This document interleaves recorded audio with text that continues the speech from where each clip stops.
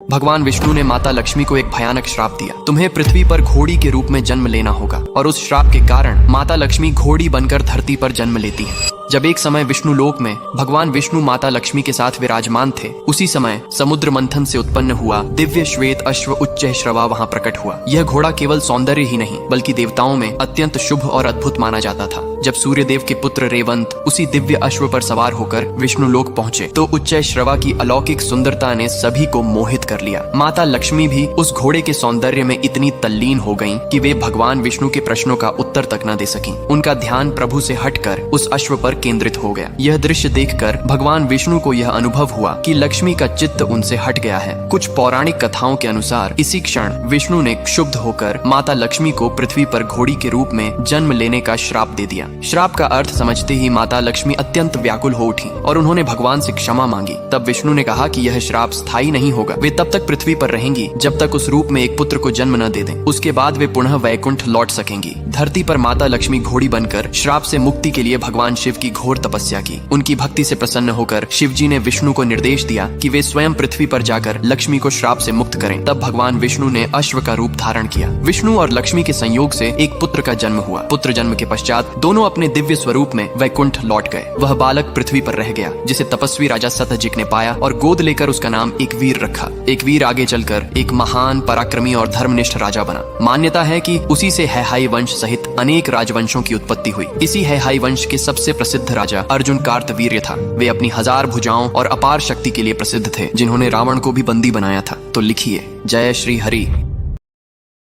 Download ShareChat.